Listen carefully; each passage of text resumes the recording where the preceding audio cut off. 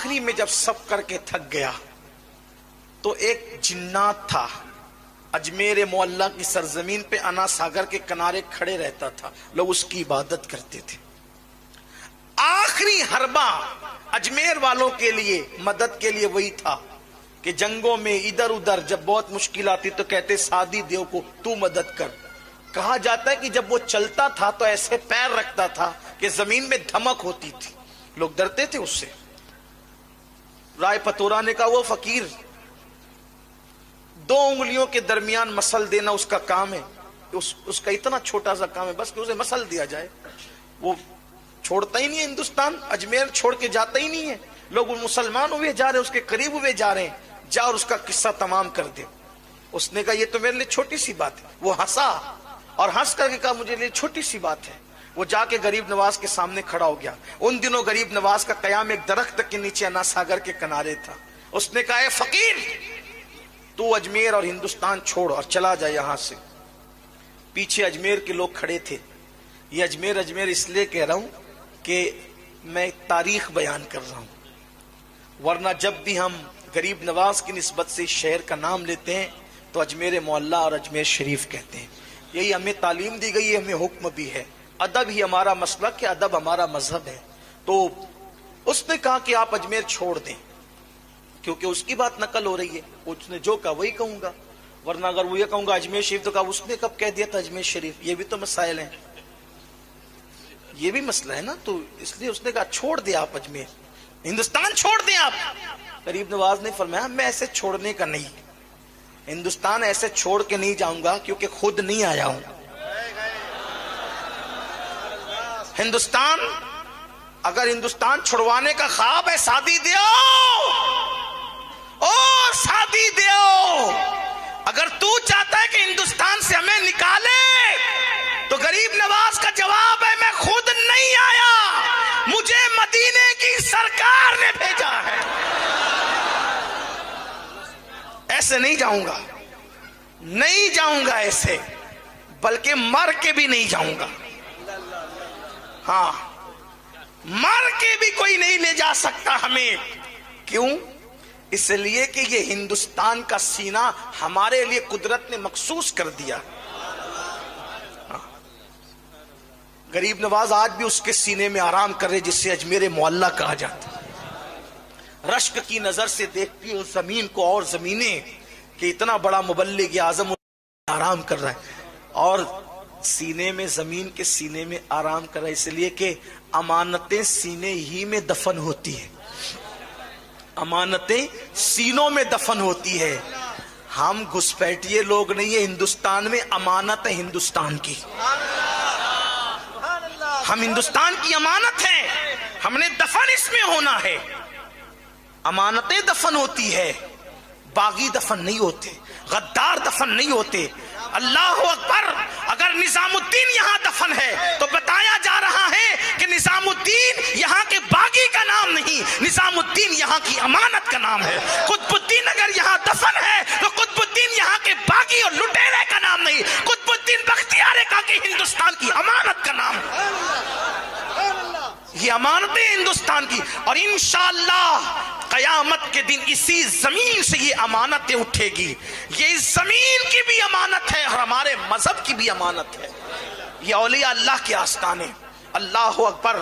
تو سرکار سلطان الہند غریب نواز نے کہ میں ایسے نہیں جاؤں گا، تیرے کہنے سے نہیں، کہ پھر مرنے کے لیے تیار ہو جا، دھمکی دے رہا ہے مار ڈالیں گے تمہیں۔ غریب نواز نے کہا ٹھیک ہے، ہمارا ایمان ہے مسلمانوں کا، اگر اللہ نے موت لکھی ہے تو تیرے مارے بغیر بھی ہم مریں گے، اگر موت لکھی ہے تو مر جائیں، اور نہیں اس نے موت لکھی ہے تو پوری دنیا کے لوگ جمع ہو جائیں مارنے کے لیے، ہمیں مار نہیں سکتے۔ زندگی اور موت کا فلسفہ یہی ہے، پوری دنیا کسی کو مارنے کے لیے جمع ہو جائے اور اللہ نے موت نہیں لکھی ہے نہیں مار سکتے۔ تاریخ بھری پڑی ہے، تاریخ۔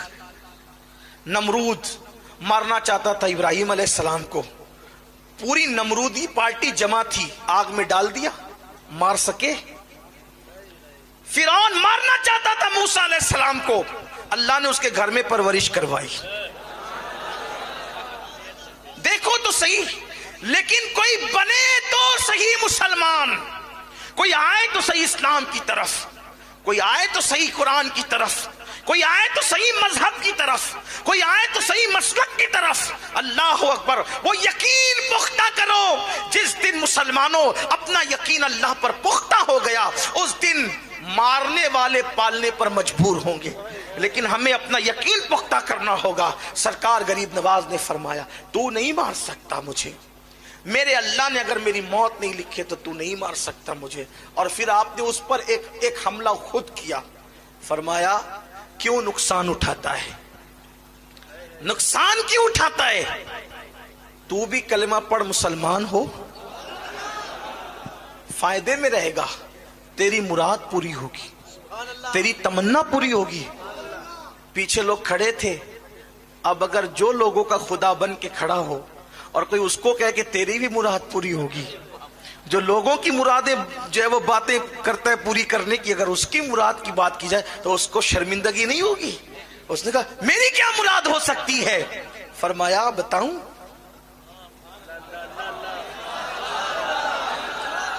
غیب دا نبی کا بیٹا اس لہجے میں گفتگو کر رہا تھا ایک جنات کے ساتھ۔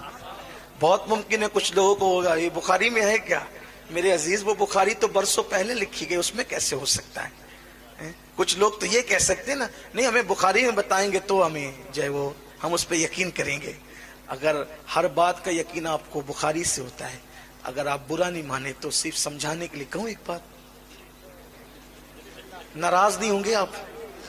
حالانکہ آپ نے بولنے کے لیے بٹھایا ہے مجھے، لیکن آپ ناراض نہیں ہوں گے اگر آپ کہتے ہیں ہر بات ہم بخاری سے ہی مانیں گے، تو آپ جو ہے وہ اپنے ابا کے شہزادے ہیں، یہ تو کوئی بخاری میں نہیں لکھا ہے نا؟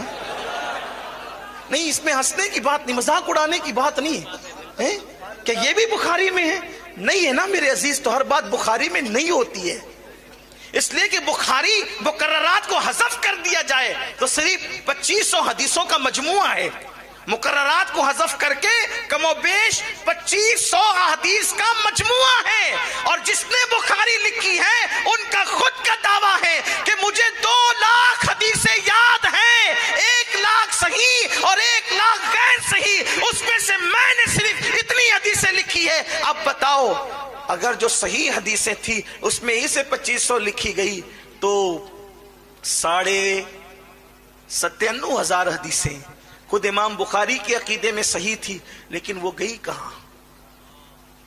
وہ کہاں گئی؟